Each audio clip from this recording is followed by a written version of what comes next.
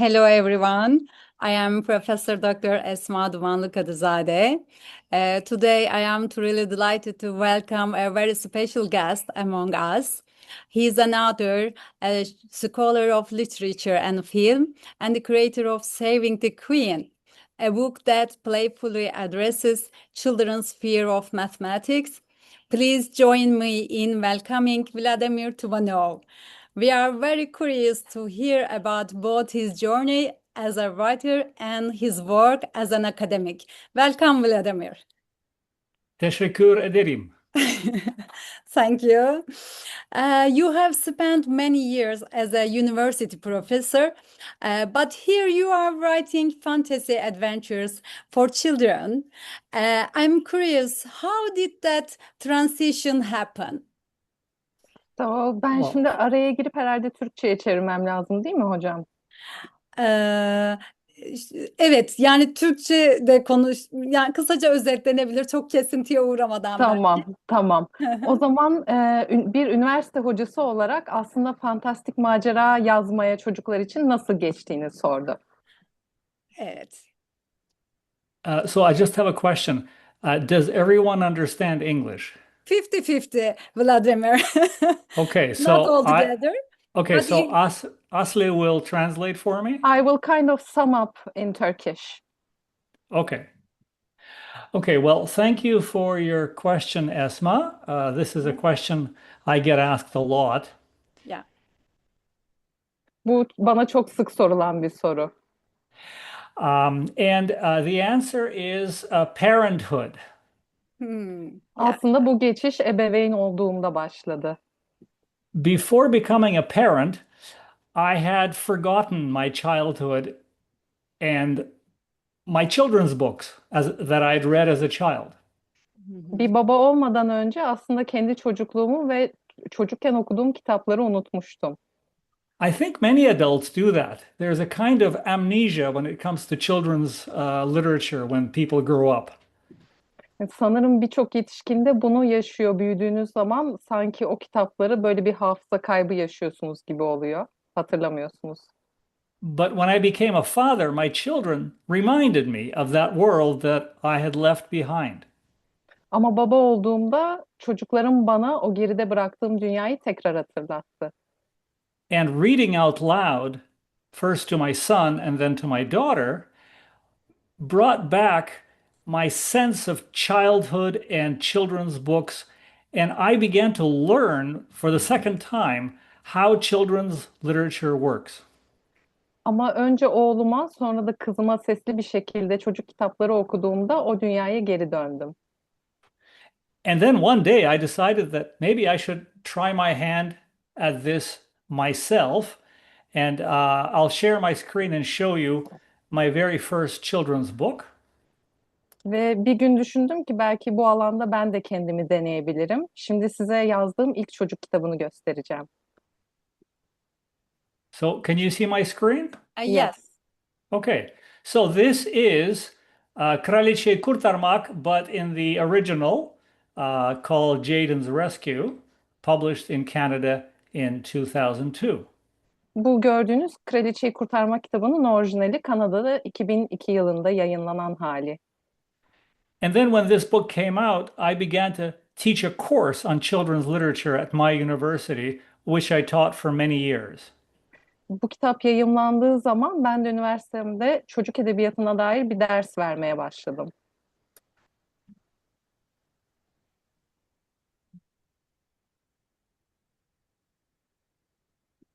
It's okay, I think. Thank you.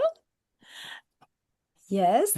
And now, if I may ask something more personal, you were in Moscow in 1961. You grew up in Soviet Union, then later moved to Canada and became a professor there. That's quite a journey from Moscow to London, Ontario. I'm wondering how much of your own life experience growing up in one country and building a career in another has shaped the way you write about different feeling like outsider or finding your place in the world? Because in your books, characters often feel like outsider, a boy who turns into a cockroach, children who age too fast, a girl no one believes. Is there something of your own stories in theirs? Şimdi biraz daha kişisel bir soru soruyor. Siz Moskova'da 1961 yılında doğdunuz, SSCB'de yaşadınız, sonra da Kanada'ya taşındınız. Bu ülkede, başka bir ülkede yetişip sonra başka bir ülkeye geçip orada kariyerinizi inşa etmek, acaba sizin yazdıklarınızı nasıl etkiledi? Yani çünkü kitaplarınızda biraz böyle öteki gibi hisseden, dışlanmış gibi hisseden, tuhaf hisseden karakterler var. İşte hamam böceğine dönüşen bir çocuk ya da dediklerine inanılmayan bir kız gibi. Thank you. That's a very interesting question. So we have to begin with this country, which was called the Soviet Union when I lived there. Hı hı. Bu soru için teşekkür ederim. Şimdi önce bu ülkeyle başlamamız lazım. Ben orada yaşadığım zaman adı Sovyetler Birliği'ydi. This was a totalitarian society with strict controls and limitations on the freedom of movement and the freedom of expression. Bu çok sıkı kuralları olan bir ülkeydi. Hem hareketlerinizi hem de ifadenizi engelleyen sıkı kurallar. When my mother was a young girl, she joined an underground anti-Stalinist group and ended up spending a number of years in prison. Your grandmother, right? No, my mother. Your mother. Annesi genç bir kızken Stalin karşıtı bir gruba üye olmuş. Hatta birkaç yılda hapis yatmış. So my family never felt at home in that society. And for example, I remember that I would go from here, where I lived, to here on the shore of Karadeniz, and I would look at the horizon, and I had a clear sense that on the other side was your country, which was the only access to the outside world. If you think about the border here, every single thing was blocked. And this was the only capitalist country that we could not really access, but at least imagine accessing. Aslında benim ailem bu toplum içinde yaşarken hiçbir zaman çok böyle yerinde ve rahat hissetmedi. Ben aslında Moskova'dan Karadeniz kıyısına gelirdim, Soçi taraflarına ve ufka baktığımda Türkiye'yi görürdüm. Bu da aslında kapitalist bir ülkeyi en yakın görebileceğimiz şeydi. And believe it or not, I would sometimes stand on the shore of the sea and imagine what it would be like just to get into a boat and sail straight ahead and end up in your country, which was the outside world. Ve kıyıda durup da karşıya bakarken hep hayal ederdim. Böyle bir tekneye atlayıp da acaba karşıya geçmek nasıl olurdu diye. Now, here's a picture of me in a Soviet classroom when I can't was 11 believe. years old. Burada I kendisi imagine 11 yaşında. I imagine that a blonde boy. No, Is it no? no, that's me right there. Okay. Sarışın değilmiş kendisi. Well, in the early 70s, it became possible to leave, and my parents jumped at the opportunity. 70'lerin başında ülkeden ayrılma imkanı bulduk ve ailem de hemen bu fırsatı kullandı. And so we left. And first, we went to Italy. Ve biz de ayrıldık. İlk önce İtalya'ya gittik. And if you look at me here, I already look much more free than I do on this picture. You see, you could actually look at this. You know, this is very Soviet. Everybody's sitting in straight rows, obeying the very Soviet teacher. And here, this is a few months later, everything is different. Yeah. Yani iki fotoğraf arasında birkaç ay var ama o sınıfta görebiliyorsunuz. Herkes çok nizami bir şekilde sıkı sıkı oturuyor, öğretmenin sözünü dinliyor ama bu fotoğrafta kendisi çok çok daha özgür görünüyor. And so, I'm sorry about my long answer, but maybe this is the reason why I have so many outsiders, because I felt like an outsider in my own society, and my family did, and maybe I've kept that as a kind of trauma.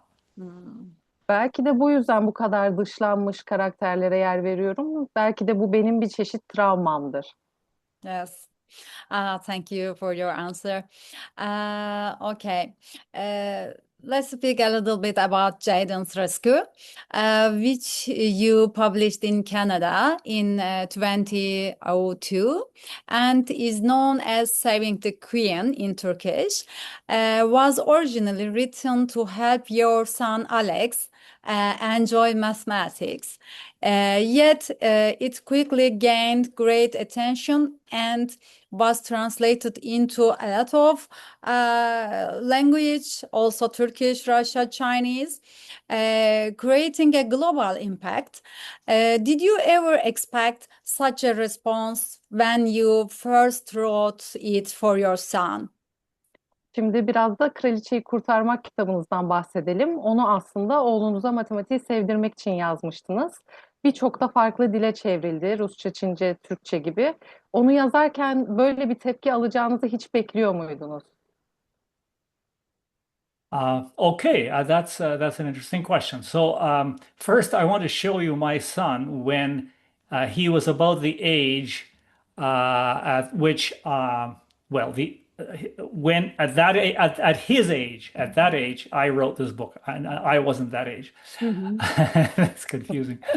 Okay, so just to show you. Şimdi kitabı yazdığı sırada oğlunun olduğu yaştaki Bacaklarında fotoğrafını olduğunu, gösterecek. evet. Okay, so this is my son Alex, and this is my daughter Oh, Vanessa, both of whom I put into my book. very good. İkisi de kitapta yer alıyor, oğlu ve kızı. Yes. And Alex was the older one, so Vanessa was too young at that point to read that kind of story. But Alex was old enough, and he loved stories like Harry Potter. He loved magic. Yeah. O zamanlar Vanessa biraz daha küçükmüş tabii ama oğlu Alex okuyabiliyormuş ve Harry Potter gibi masal hikayeleri de çok seviyormuş. And as you said, he was intimidated by math. And so I thought that there's no better way of sugaring the pill of math than to combine it with the excitement, the macera of magic. Böyle büyü içeren kitaplardan çok hoşlandığı için aslında matematiği böyle hap yutturur gibi macerayla karıştırmayı düşünmüş o da. If you've seen the musical film Mary Poppins, Julie Andrews sings, "A spoonful of sugar helps the medicine go down." Ee, Julie Andrews'un Mary Poppins müzikalinde de öyle bir ifade geçiyormuş aslında. Bir kaşık şekerle birlikte ilacı, şurubu daha rahat yutabilirsiniz gibi bir şey. However, the question of the book's spread all over the world, that really was a big surprise for me because I honestly, I really just wanted something for my son, so that he would not be afraid of math. No. Ama tabii dünya çapında bu kadar popüler olmasını beklemiyordum. Ben aslında sadece oğluma matematik sevdirmek istiyordum. Thank you. Okay, in Saving the Queen, Alex first solves math problems easily thanks to a magic pencil. But after the pencil is lost, he overcomes his fear of math by solving riddles in a book together with his friends, eventually becoming able to solve problems without any magic. According to this narrative, what two different approaches to learning math do the magic pencil and the book riddle represent? And why is the loss of the pencil not a shortcoming, but rather a turning point in Alex's development? Kraliçeyi kurtarmakta Alex başta sihirli kalem sayesinde soruları, problemleri daha rahat çözüyor ama sonra kalem kaybolsa da aslında matematik çözebildiğini fark ediyor. Bu anlatı şeklinde kalemin kaybolması aslında neyi gösteriyor? Yani neden kötü bir sonuç çıkmıyor ortaya? Well, thank you very much for that question. Yes, the kalem. Well, the question that we should often ask ourselves is when something good happens to us, how sure are we that it's good? Aslında kendimize sormamız gereken soru şu: başımıza iyi bir şey geldiğinde e, neden iyidir? Sometimes good things only seem good, and in the long run, they turn into disasters. Bazen bazı şeyler başta iyi gibi görünür ama uzun vadede bakınca bir felakete de dönüşebilir. So Alex finds this pencil, which makes it possible not to use his brain. Alex bu kalemi buluyor ve bu kalem de aslında onun beynini kullanmamasını sağlıyor. It's a little bit like AI today when kids can theoretically do all kinds of things without really making an effort. Aslında bugünkü yapay zekaya biraz benziyor. Çocuklar da teoride birçok şeyi yapabilir hale geldiler. But my whole purpose was to show that he doesn't really need any assistance. It's his fear is only in his mind. Ama benim asıl amacım aslında hiçbir yardıma ihtiyacı olmadığını göstermekti. Hmm. Sadece korkusunu yenmesi gerekiyordu. What he needs is motivation. İhtiyacı olan şey motivasyon. Motivation can work miracles, and Jayden provides that motivation by becoming someone to save. Motivasyon mucizeler yaratabilir ve Jayden da kurtarılması gereken bir kişi olarak aslında bu motivasyonu ona sağladı. And indirectly, she teaches Alex and the other two kids math. Ve dolaylı bir şekilde Alex ve diğer çocuklara matematik öğretmiş oldu.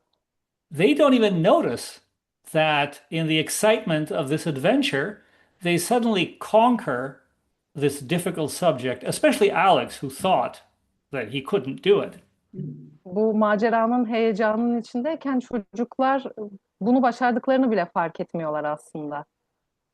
And you know, the funny thing is that the question that is asked when the book is promoted is this one: Who is afraid of math? Well, today Alex is a computer engineer, so he's definitely not afraid. I would like to think that my method worked, although I have no idea what role I played in this. Yes. Kitap tanıtılırken de kim korkar matematikten sorusu sorulmuş ama Alex'in bugün korkmadığı kesin bilgisayar mühendisi Evet. olmuş. We say maşallah, Vladimir. Okay, let's speak a little bit on Lost on the Maps. Tells the story of twin brothers who accidentally eat a strange candy that makes them age 1 year per pill. To become children again, they must solve geography riddles from a magical scroll while being chased by a villainous TV host. Vladimir, in this book, you make children face rapid aging and the fear of losing their childhood. Do you think children's literature has a responsibility to comfort dark, unavoidable truths like death and time, or is that too heavy for young readers? Haritada Kaybolmak kitabında da ikiz kardeşler var ve yedikleri bir şeker sonrasında her şeker başına 1 yıl yaşlanıyorlar. Şimdi Vladimir'e soruyoruz ki çocuk edebiyatının böyle bir görevi var mıdır? Zor konulardan bahsetmesi gerekir mi yoksa çocuklar bunu kaldıramaz mı acaba? That question is something that many children's authors face. So, are children capable of facing difficult topics, especially things like death? So, there are two different approaches that I can show you. Here is a Swedish Finnish writer whose name is Tove Jansson. Aslında çocuk edebiyatı yazarları bu soruyla çok sık karşılaşıyor ve bence buna karşı iki yöntem var. İlk göstermek istediği sağdaki kitap, yazarı Tove Jansson. Hı hı. Tove Jansson believed that children should not be exposed to difficult subject matter until they get old enough to deal with it. Surveillans'ın çocukların bu zor konulara onları aşabilecek yaşa gelmeden önce maruz bırakılmamasını savunuyormuş. Hı hı. And so she successfully created a fictional universe consisting of many books about creatures called the Moomins. O kurgusal bir evren yaratmış ve birçok kitaptan oluşan bir dizi yazmış. Burada da Moomin Troll isminde canlılar varmış. This is a Moomin. Bu gördüğünüzde bir Moominmiş. Hı hı. Now, there in this fictional universe, there are no villains. Bu kurgusal evrende hiç kötü karakter yok. So Voldemort would have no place in Moomin Valley. Voldemort mesela burada yer alamaz. And yet, Tove Jansson was so talented that she succeeded in captivating the hearts of children in many countries. Ama Tove Jansson o kadar yetenekliymiş ki çocukların ilgisini çekmeyi başarmış. And here's the other approach. This is an English author by the name of Philip Pullman who wrote a trilogy called His Dark Materials. Sol taraftaki de başka bir yaklaşım. İngiliz yazar Philip Pullman. Bu sefer sanırım bu kitap Altın Pusula diye çevrilmişti. 3 kitaplık bir dizi. Just from the title, from the word dark, you have a sense of where I'm going. Dizi isminde dark yani karanlık sözcüğü geçiyor. Buradan da anlayabilirsiniz nereye gittiğimizi. In this fictional universe, there is mortal danger, there are definitely villains, and there are very controversial topics. Bu kurgusal evrende hem çok çelişkili konular, hem ölüm tehlikesi, hem de gerçekten zor temalar işleniyormuş. And of course, if you think of Harry Potter, there is murder happening there in every volume. Harry Potter'ı düşündüğümüzde orada da tabii ölüm var. So, back to your question, are children capable of handling difficult topics? I think that they are, provided that these topics are presented in a certain way. Soruya geri dönmemiz gerekirse bence çocuklar zor temaları kaldırabilirler ama onların belirli bir şekilde sunulması gerekiyor. And you know, one of those difficult topics is the inevitability of aging. Ve bu zor temalardan birisi de yaşlanmanın kaçınılmazlığı. Now, this is my grandfather, Bu dedesi sağda gördüğünüz. and this, by the way, is Alex. O da oğlu Alex'miş. I watched my grandfather get very, very old. He reached the age of 97. Dedesinin yaşlanmasını kendisi görmüş. 97 yaşındaymış dedesi. And this picture epitomizes a kind of disconnect between extreme youth and extreme old age. Ve bu fotoğrafta çok küçüklük ve çok yaşlılık arasında bir kopuşu bence sembolize ediyor. Children really don't make a connection between themselves and this stage in life. Çocuklar gerçekten de kendileri ve hayatının bu evresinde olan yaşlı biri arasında bir bağ kuramıyorlar. But life is a totality. Ama hayat aslında bunların bütününden oluşuyor. And I wanted to convey that message through this imaginative adventure, which involves aging as a kind of an adventure where aging is brought closer to childhood.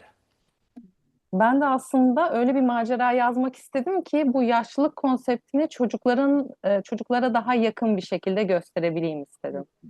And one last point. There's one feature of children's literature, even if it does deal with difficult topics, and that is that you almost always have some kind of a happy ending. Bir de böyle zor temaları işleyen çocuk edebiyatının genellikle bir özelliği de şu oluyor. İlla ki sonu mutlu bitiyor. The protagonist, for example, in contrast to what happens in adult literature, the protagonist virtually never dies at the end. Mesela yetişkin edebiyatıyla karşılaştırınca çocuk edebiyatında ana kahraman hiçbir zaman ölmez. Think of what happens at the end of Harry Potter. He kind of dies, but really doesn't. So that fits into the pattern of children's literature. Harry Potter'ın sonu da aslında bu örüntüye uyuyor. Orada da ana karakter en sonunda ölür gibi oluyor ama aslında ölmez. And so this life insurance makes children's literature, even when dealing with difficult topics, kind of safer. Ve bu şekilde ana karakterin hayatının bir şekilde sigortalanmış gibi olması da çocuk edebiyatında zor temaları işlemeyi daha kolay bir hale getiriyor. Hmm. You handle it 50-50, I think. Thank you. Okay. In the Mystery Map series, there are four small wooden figurines. The teary-eyed Teresa, Grumpy Marvin, Happy Joel, and Wandering Tim. Each has their own personality and they help the children whenever they are in trouble. My question is, when you created these characters, did you want to reflect the different emotions that children experience? Sadness, grumpiness, joy, restlessness. And do these figurines represent specific values or qualities that you think are important for children to recognize within themselves? Well, Gizemli Haritalar, sorry.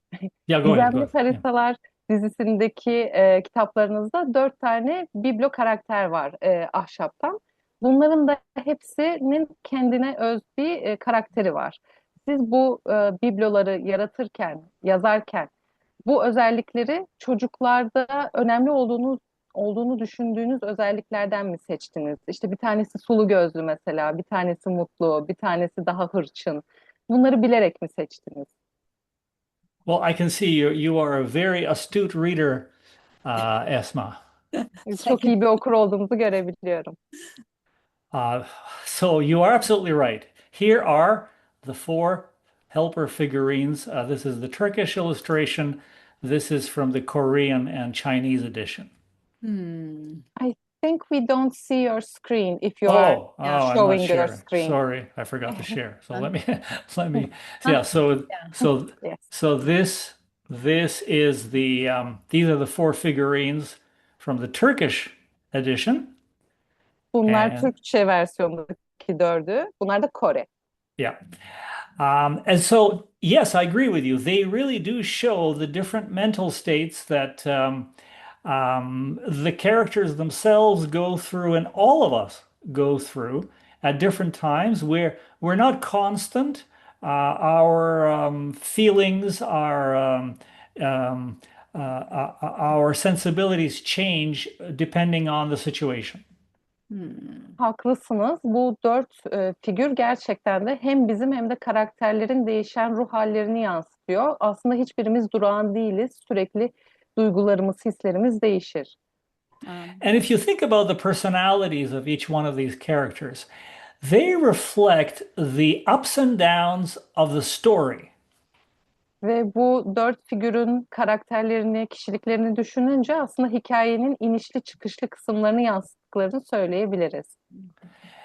In my story and in all stories, you have first attempts to solve problems by optimistic and can-do characters like Happy Joel.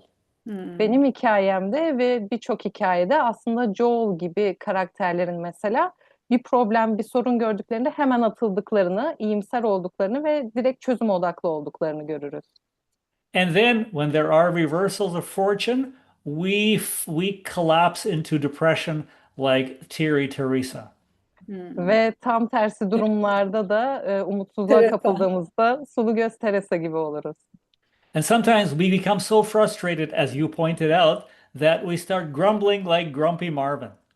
Bazen de o kadar sinirleniriz ki hırçın Marvin gibi söyleniriz.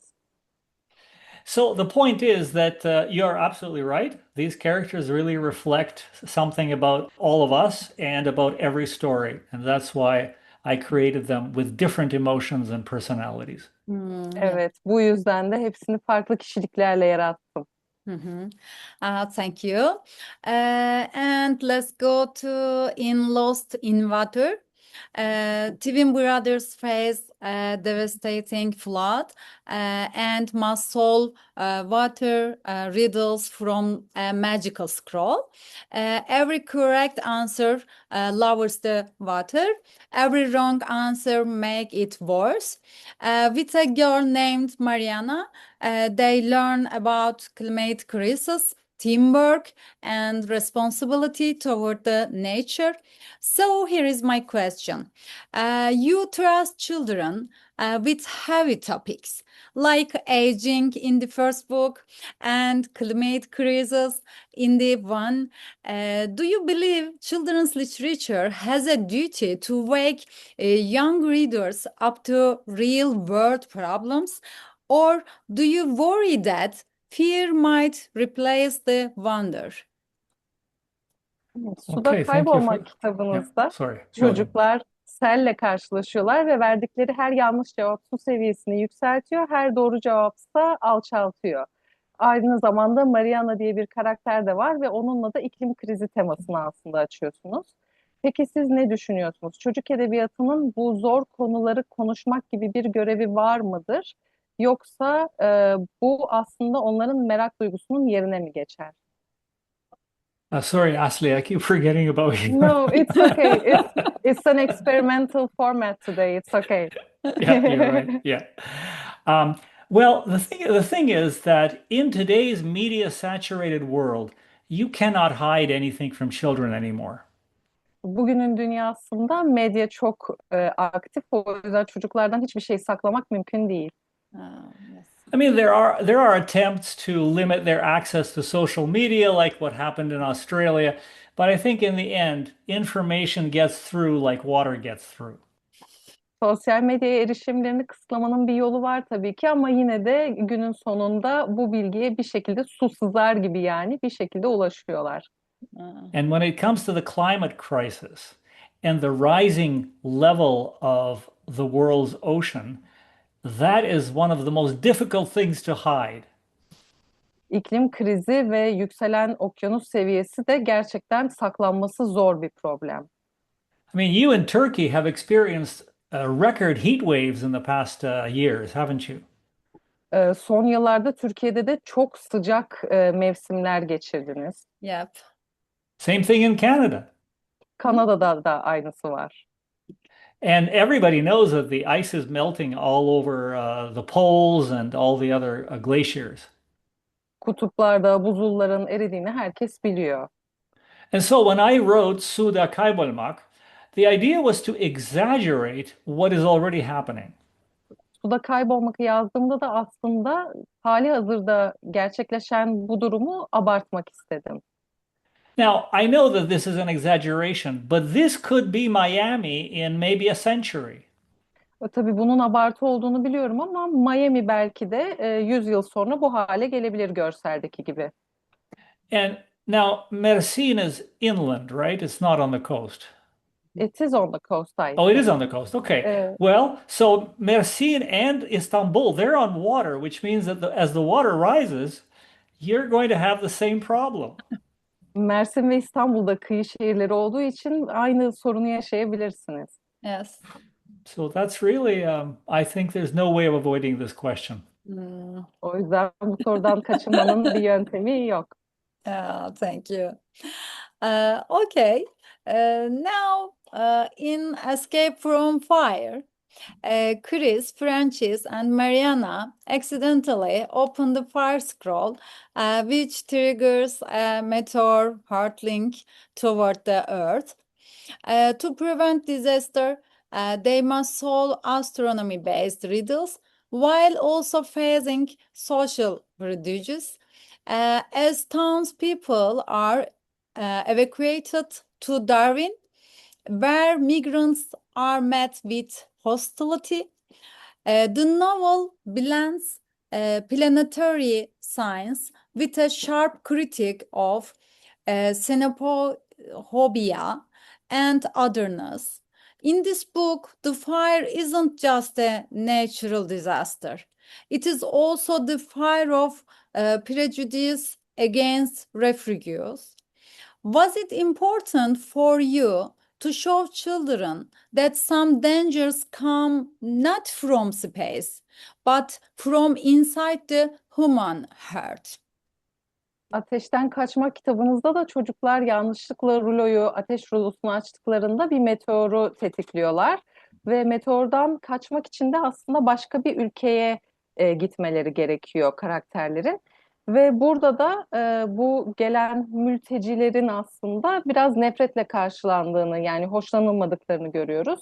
Acaba kitabınızda bazen asıl sıkıntının e, belki de doğal afetler veya astronomi ile gelen tehlikeler değil de kendi aramızda gördüğümüz ırkçılık gibi şeyler olabileceğini mi göstermek istediniz?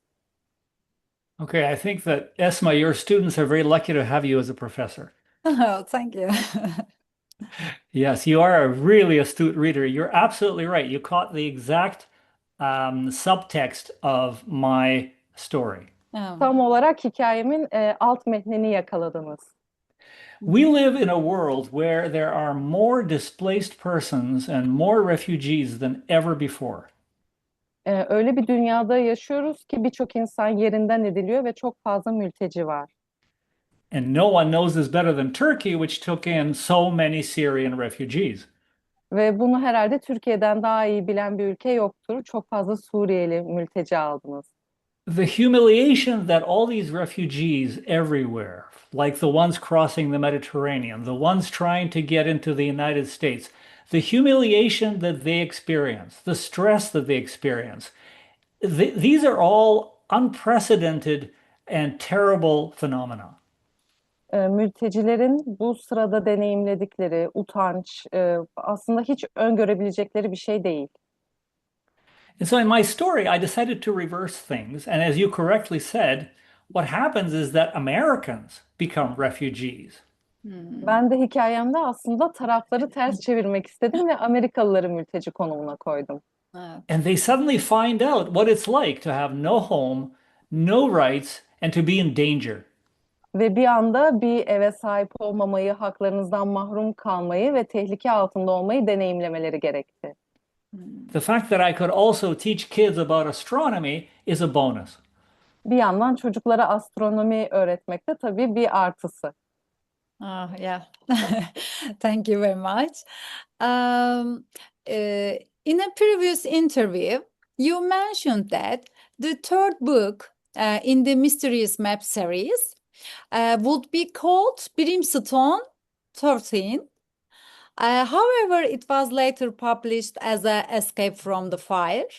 I am curious, was there a particular reason for this title change, or was it simply to keep the naming consistent with the other books, Lost on the Map, Lost on the Water, and Escape from the Volcano? Geçmişteki bir röportajınızda Ateşten Kaçmak kitabının aslında Brimstone 13 adıyla yayımlanacağını söylemiştiniz ama bu isim değişikliğinin bir sebebi var mı, yoksa hani dizideki diğer kitapların adıyla uyumlu olsun diye mi böyle seçildi?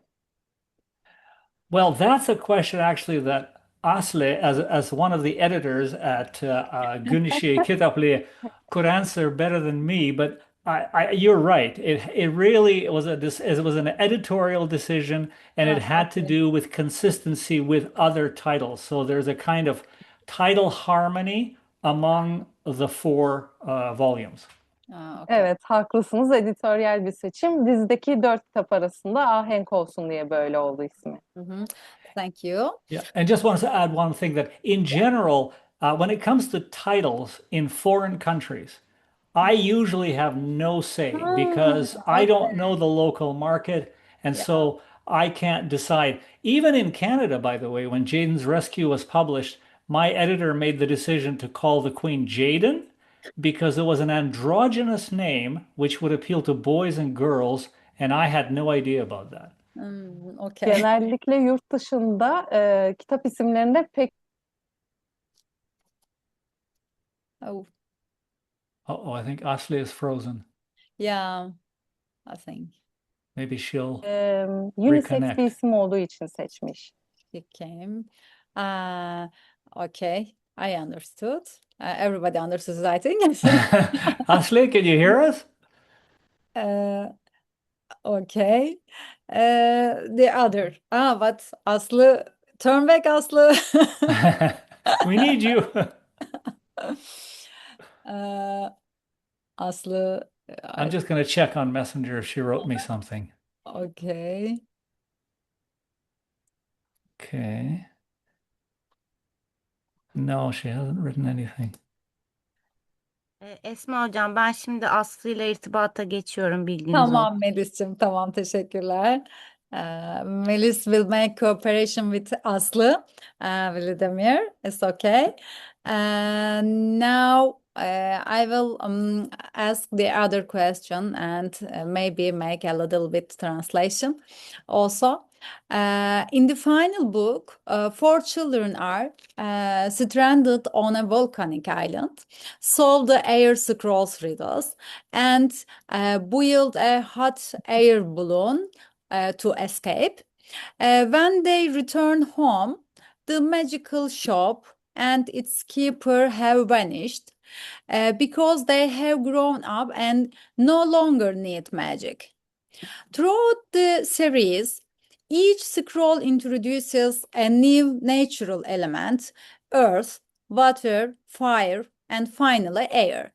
And each forces in the children to grow a little older, a little wiser. By the end, Chagrin vanishes because his purpose is fulfilled. My question is, are you suggesting that magic and childhood are meant to disappear together? That growing up means losing the enchanted world? Or does the final book quietly argue that true adulthood isn't the absence of wonder, but the ability to build your own balloon and fly without a magician watching what over you? Did you want to translate that for everybody? Ya, bu son kitapta arkadaşlar, Vladimir Tumanov'un son kitabında, seride, daha doğrusu serinin sonunda bütün her şey çözümleniyor ve hiçbir şekilde geriye döndüklerinde o büyülü dükkan kalmıyor, o dükkanın sahibi kalmıyor ve artık çocukların büyüye ihtiyacı kalmıyor Magic'e. Dolayısıyla bu büyüdüğümüzde bu medyaya ihtiyacımız, büyüye ihtiyacımız yok mu diye soruyorum yazara. Yani neden bunların hepsini işte çocuklar aslında normalde fantastikte, magic realizmde büyü böyle kaybolup gitmiyor hemen. Ama burada bu şekilde tamamlanmış ve gerek kalmıyor her şey çözüldükten sonra. Dolayısıyla bunu açıklamasını istiyoruz. Neden bu şekilde bir planlama içerisinde olduğunu. Yes, Vladimir. Okay, so yes, I think you summed it up very well, and I would like to show you something. So first of all, the four elements. Hı hı. Where are the four Bence çok güzel elements? özetlediniz. Şimdi size 4 elementi göstermek istiyorum. Az önce de koptuğum için özür dilerim. Evdeki internet gitti, telefondan bağlandım. Rica ederiz. Çok teşekkür ediyoruz Aslı'cığım. I'm just looking, I just wanted to show you something. There we go. Okay. So if you look at this slide, so the four elements that Esma named are toprak, su, Toprak, su. ateş, and hava. Bravo. Right? Yeah. So where do they come from? They come from the Greek philosopher Empedocles. And he is important because he was the first person in at least the Greek tradition to divide the world into basic elements. Hı hı. Bu 4 Did you want to element translate? aslında Yunan I will. Can you hear me, Vlad, by the way? Yeah, so the Greek philosopher Empedocles. Yes. Yunan filozof Empedokles'ten geliyor bu 4 Chakra, element. yeah. Çünkü o Evreni bu basic materyallere ayıran ilk filozof. Mhm. And although it might seem naive to us to divide the world into just four elements because we have the periodic table of the elements, it really was one of the first steps toward modern science. Bugün belki de evreni dört elemente ayırmak bize biraz safça görünebilir ama modern bilime atılan ilk adımlardan biriydi. And so fantasy and magic in this series is always combined with science in every one of these books. Ve bu dizide de fantazya ve macera hep bir arada veriliyor aslında. Now, we might think that fantasy and magic is for children and science is for adults. Biz tabii fantastik ve maceranın çocuklar için, bilimin yetişkinler için olduğunu düşünebiliriz. But they are different ways of making sense of the world. Ama aslında dünyayı anlamlandırmanın farklı yöntemleri. And when our protagonists, at least the older kids right here, grow up at the very end, and when their childhood kind of ends, you correctly figured out that they don't need the figurines and Chagrin's shop anymore. Bu yüzden de aslında karakterlerimiz büyüdüğünde o Chagrin'in dükkanındaki dört bibloya artık ihtiyaç duymuyorlar. But little 7-year-old Jack gets to keep the figurines. Ama 7 yaşındaki küçük Jack hala o figürleri saklıyor. He gets to continue that wonder through magic that makes childhood so exciting. O hala çocukluğu çok ilginç kılan büyülü dünyaya The older erişebiliyor three aslında. have not lost their sense of wonder. They will simply use different tools to develop that same feeling. Diğer üç karakterse daha büyük oldukları için farklı araçlar kullanıyorlar aynı duyguya erişmek için. And of course, we realize that wonder animates science just as much as it does fantasy. Ve merak da aslında bilimi ilginç hale getirse bile fantastiği de aynı şekilde etkiliyor. So childhood and adulthood are not separated, they're connected. Çocukluk ve yetişkinlik aslında ayrı şeyler değil, bağlılar birbirlerine.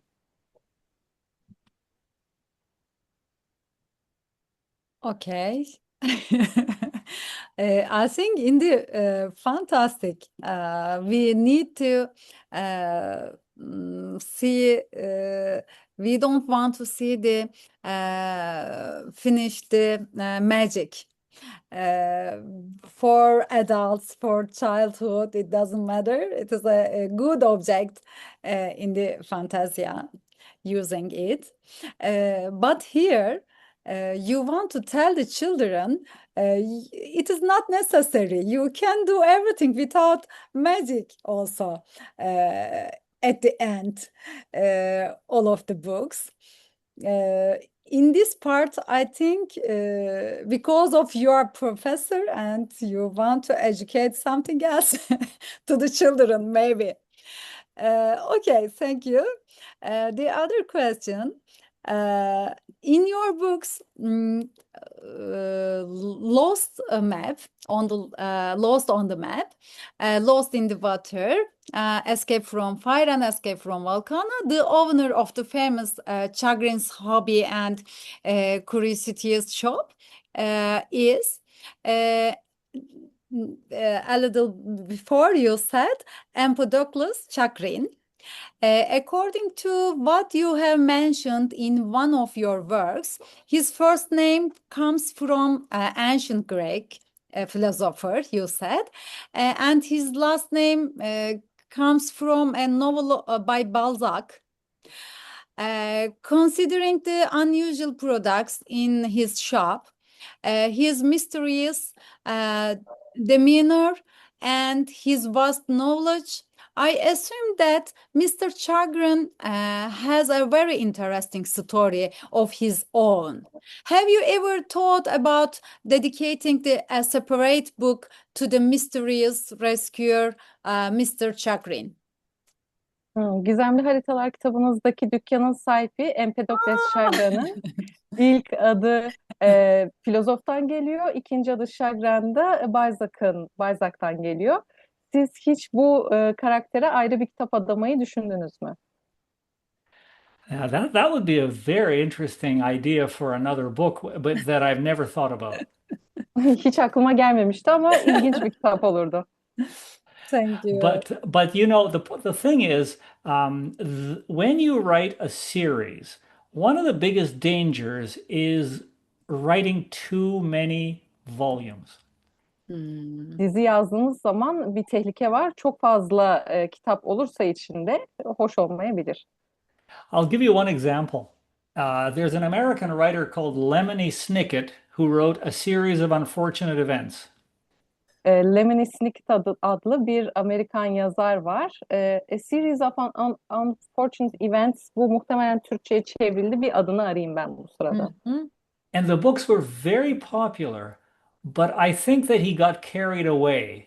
And the more adventures he created, the more they were repetitive. They kept essentially repeating the same pattern over and over toward the end. Hmm. Bu kitapları çok hani artık kendini tutamamış herhalde. Çok fazla kitap yazdığı için olaylar tekrar etmeye başlamış. İnsanlar biraz hani okumaktan keyif almaz olmuşlar. And the Talihsiz pop Serüvenler dizisi. Evet. yeah. And the popularity diminished. Hmm. Ve popülerliği de giderek azalmış. Evet. So I thought that since the Greek philosopher Empedocles gave me the number four, I thought I would just stick to it. Yunan filozoftan 4 sayısını alınca 4'te durmaya karar vermiş. Okay, thank you. Let's speak about the boy, Gregor. Everybody knows, I think. Gregor turns into a croc and decides to use his monstrous form to fight political corruption and psychological manipulation before waking up human again, but transformed on the inside. Vladimir, in this book, the transformation into a bag is not punishment, but improvement. Gregor becomes braver, more effective, and more free as an insect than he ever was as a human child. My question is, are you suggesting that to rule fight injustice, a child must first become a monster in the eyes of society, that only by embracing complete otherness can one see the corruption that normal people have learned to accept? And if Gregor turns back into a human at the end, does that mean real change is impossible to sustain while staying normal?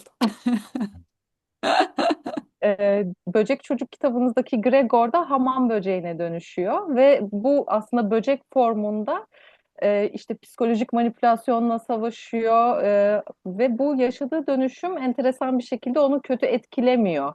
İnsana geri döndüğünde bile aslında dönüştüğünde içinde değişmiş oluyor. O yüzden çocuklara şu mesajımı vermek istiyorsunuz. Bunlarla başa çıkabilmek için bir nevi toplumda farklılıklarınızı kabul etmeli ve biraz da canavarlaşmayı mı deneyimlemelisiniz acaba? Normal Oh, olmakla olmuyor mu yani arkadaşlar? Evet. well, thank you for that question. So, my inspiration for this book was Franz Kafka and his very famous novel, Metamorphosis. Yes. Tabii ki Franz Kafka'nın Dönüşüm kitabından esinlenmiş. Mhm. Now, this story is probably best captured by this painting by the Norwegian painter Edvard Munch. Bunu da aslında Norveçli ressam Edvard Munch'un resmi çok iyi yansıtıyor. It is about the anxiety about being an insignificant individual in a huge human anthill. Çevirmesi biraz zor ama çok büyük bir karınca yuvasındaki çok küçük bir birey olmanın kaygısı hakkında gibi bir şey. Mhm. And it's really a story of defeat because the protagonist in the end fails and is thrown away like garbage. Ve aslında bir mağlubiyet hikayesi çünkü en sonunda kahraman bir çöp gibi kenara atılıyor. And I wanted to write a story of triumph, a kind of anti-Kafka. Ben de anti Kafka yani çok zafer dolu bir hikaye yazmak istedim. So for me, the boy is really not a monster at all. He is a true hero. Yeah. Benim için bu çocuk hiç canavarla bir alakası yok. Gerçek bir kahraman. In fact, if you look at the illustration of the first edition, he doesn't look like a horrible cockroach. He looks like a lovable cartoon character. Ve birinci baskının illüstrasyonunda çok sevilesi bir karaktere benziyor. Hiç canavar gibi durmuyor. And in the second edition, if you look at the style of the illustrations, you can see that they're very upbeat and happy. İkinci versiyondaki illüstrasyon tarzında da bayağı mutlu ve neşeli görünüyorlar. And then there is the question of a pun. Like a word pun. Yeah. Ve tabii bir de kelime oyunu var. So because I write in English, it's important to look at the word bug in English. Ah. İngilizce'deki bug sözcüğüne bir bakmak gerekiyor. So you probably know that to bug someone is to bother them or to annoy them. Bug'ı fiil olarak kullandığımızda aslında birini rahatsız etmek anlamına geliyor. And so the comedy in this story arises from the fact that this little child bugs everyone and gets his way. Hikayenin komik tarafı da bu. Bu bug yani bu böcek çocuk aslında herkesin sinirine dokunuyor, rahatsız ediyor herkesi. And then there's a political subtext which you correctly picked up, which is the subtext of corruption, a problem that faces virtually every society on Earth. Ve tabii ki de politik bir alt metni de var. Çoğu toplumda görebiliyoruz bunu. And again, I wanted to use humor to deal with this very serious topic. Bu konuyla baş etmekte de mizahı kullanmak istedim. Biraz yumuşatmak için. Okay, I think. Thank you. Let's speak a little bit in the Oracle of the Hanging Mountain. A young girl named Cassandra foresees a coming environmental disaster, but no one believes her. Inspired by Greek myths of Cassandra, she must fight alone against doubt, fear, and social pressure to warn her community before it's too late. Vladimir, you choose the myth of Cassandra, a figure cursed to speak truth but never be believed, to talk about today's environmental crisis. My question is, are you suggesting that modern society is no different from the ancient one? That even now, when scientists warn us about climate change, we are still like the Trojans who refuse to listen, and that children like Cassandra might see the truth more clearly than adults who have learned to look away. Aslı Dağ'ın kahininde aslında doğruları konuşan bir Cassandra karakteri var ve nedense kimse onun dediklerine inanmıyor. Siz bu karakteri yazarken şunu mu demek istediniz? Modern toplumun da antik toplumdan hiçbir farkı yok. Bugün günümüzde bilim insanları bizi iklim krizi hakkında uyarıyor ama biz dinlemiyoruz. Ve bir de çocukların acaba yetişkinlerden farklı olarak daha mı iyi bu meseleleri görebildiğini düşünüyorsunuz? Again, you make my job very easy because you understand everything I do very well. İşimi çok kolaylaştırıyorsunuz, çok iyi okumuşsunuz. So in this story, the key question is money. Bu hikayedeki ana mesele aslında para. Because this girl is not believed by the residents of her town because they don't want to lose the money from tourism that comes from Hanging Mountain. Aslı? Aslında kasabadaki insanların kıza inanmamasının ana sebebi para. Çünkü turizmden vazgeçmek istemiyorlar. Turistleri kaybetmek istemiyorlar. And you can kind of see why, because really this is the scenery in the setting of this story, this Canadian mountainous area. Hmm. Ve bunu aslında hikayenin geçtiği yerin bağlamının fotoğraflarına bakınca da görebiliyorsunuz. Çok güzel dağlık bir alan. Yeah. So the tourists keep coming and they keep bringing their dollars. And so who would want to leave and who would want to change anything except that nature is stronger than money? Ve turistler tabii ki para getirmeye devam ediyor ama doğa en sonunda daha güçlü çıkıyor. Hmm. And if you look at today's denial of global warming, you will see that what motivates this denial is the desire for money. Bugünkü inkara baktığımızda da aslında insanların genelde para motivasyonuyla iklim krizini inkar ettiklerini görüyoruz. And so this novel is an allegory. Bu roman aslında bir alegori. Yeah. That's okay, I think. Thank you. And I want to ask a different question. Your books are built on a fascinating balance between the real and the unreal. Children face real problems. For example, math, anxiety, aging, climate crisis, corruption. But they solve them through magical scrolls, talking figurines, and impossible transformations. My question is about fantasy theory itself. Do you believe that fantasy in children's literature should serve as an escape from reality, or as a lens that makes reality sharper and more bearable?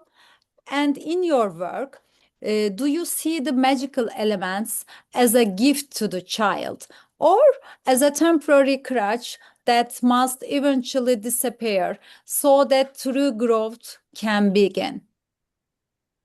Kitaplarınızda gerçek ve gerçek dışı öğeler çok dengeli bir şekilde kullanılıyor. Karakterler gerçek sorunlarla karşılaşıyor. İklim krizi gibi, yaşlanmanın kaçınılmazlığı gibi. Ama bir yandan da işte sihirli rulolar falan da var. Siz peki fantastik öğelerin e, bizi gerçeklikten uzaklaştırdığını mı düşünüyorsunuz? Yoksa gerçekliğe başka bir açıyla bakmamıza mı yardımcı oluyorlar? Yoksa yardımcı oluyorlar ama belki de bir süre sonra hani fantastiği artık geride bırakmamız gereken bir şey olarak mı görüyorsunuz? Fantasy is part of a larger concept, which is play. Fantastik aslında daha büyük bir çerçevede bakınca oyun öğesini bana düşündürüyor. A key characteristic of our species is that we are capable of play at all ages. Bizim türümüzün bir özelliği şu, her yaşta oyun oynayabiliriz. Yes. In fact, there's now scientific evidence that other mammals and even some reptiles and even fish can play. Hatta başka memelilerin veya sürüngenlerin ve balıkların bile oynayabildiğine dair bir şey yokmuş. But when it comes to human play, it is particularly focused on modeling alternative realities. Hmm. Yeah. Thank Oh, you. I think Yes. we lost Asle again. İnsanların oyunlarına bakılınca farklı gerçekliklere dayalı olduğunu. Can you hear me? Yes. Yeah. Yeah. Okay, sorry. My Yeah. internet keeps going on and off. Sorry. No problem. Yeah. And so, in that sense, there's really no difference between childhood and adulthood because at every age, we model alternative realities. Bu açıdan çocuklukla yetişkinlik arasında bir fark yok. Çünkü her yaşta alternatif gerçeklikleri modelliyoruz zihnimizde. Now, children use fantasy because it gives them pleasure, because it is a form of entertaining play, but it's still part of exploring the world. Çocuklar da fantastiği tabii ki onlara zevkli geldiği için de seviyorlar ama bir bakıma da dünyayı keşfetme biçimleri de bu. I think that maybe Esma should translate because your connection Uh-huh. keeps breaking Yeah. up your voice. Yeah. It's okay, I think. Huh. I'm listening. Yeah. Yeah. So the point is, I don't see a strict division between children and adults when it comes to fantasy, all the more because there is plenty of fantasy literature for adults. Hmm. Fantastik aslında yetişkinler için de kullanılan bir şey. Çok da ayrım yapılabilecek bir şey olmadığını düşünüyorum diyor. Zaten aslında fantastiği de ve büyüyü de kullanırken çok da fantastiğe bizim işlediğimiz gibi. Şimdi burada benim öğrenci sayısı çok olunca Kerim hocam konuya da açıklık getireyim. Yani burada mesela sadece tılsımlı nesne unsurunu kullanıyor çocuklar için ama onu sadece eğlence unsuru olarak kullanıyor ve eğitim amaçlı çocukları eğlendirsin ve o kitapları okusun, bir yol açsın diye kullanıyor. Yani aslında işte Harry Potter'daki gibi veya bizim işlediğimiz işte diğer Oz büyücüsündeki gibi o magic realizmde veya işte büyülü gerçeklikteki tılsımlı nesneler manasında çok büyük bir mesela Fatih Erdoğan'ın büyülü eserlerinde tılsımlı nesnede biz büyü unsuru kaybolduğunda kızıyorduk onlara. İşte aslında buna gerek yokmuş, çocuklar yapabiliyormuş sözüne kızıyorduk değil mi Yusuf Hocam, hatırlıyor musun? Dolayısıyla burada aslında Vladimir de aynı kapıya çıkıyor ve diyor ki kendi kendine mücadele etsin ve sihir büyü aslında büyükler için de geçerli, küçükler için de geçerli. Fantastik bir dünya kurulmalı ve bunun kurulmasının ardından da e, eğer tılsımın işi bittiyse bitti yani. Okay. Yes, Vladimir. Did I say all Very that? very long translation because I started to tell my lesson about Well, you. I heard magical realism, and I thought exactly of Garcia Marquez, for Ah, example, yeah. or Kafka's novel, which inspired Çocuk, because there you have a connection between adult fantasy and children's fantasy. So I really see all this as part of one phenomenon it is just one way of exploring the world.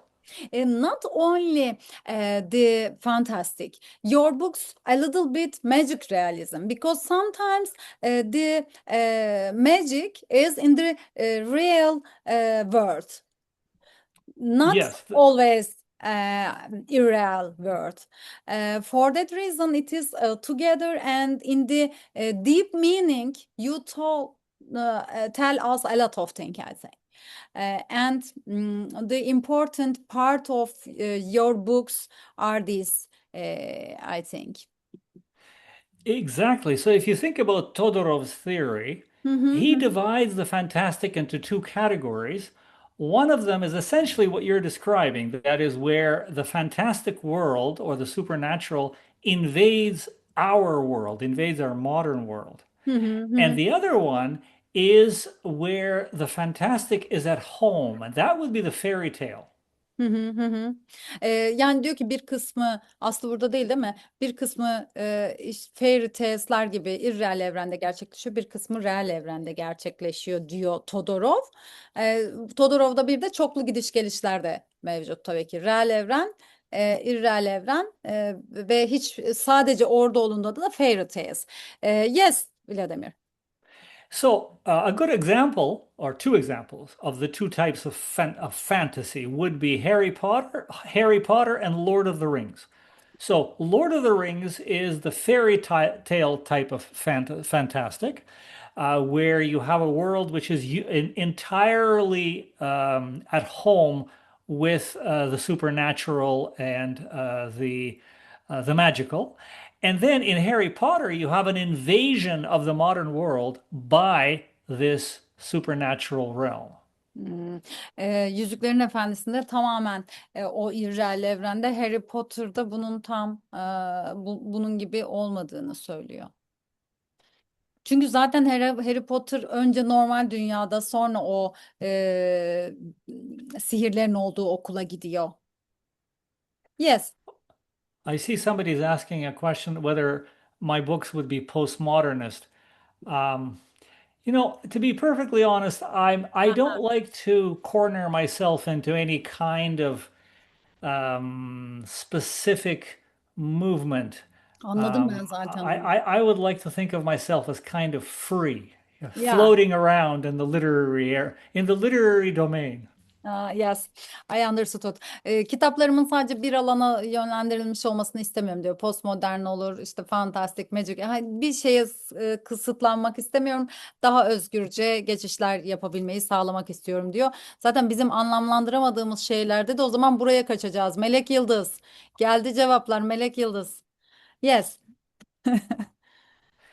So, for example, my next book, which is coming out in September, is pure science fiction. So it's not the fantastic, it's a different Oh, genre, pure okay. science fiction. And Hmm. so it's just to indicate that I don't want to stay in one genre and in one approach.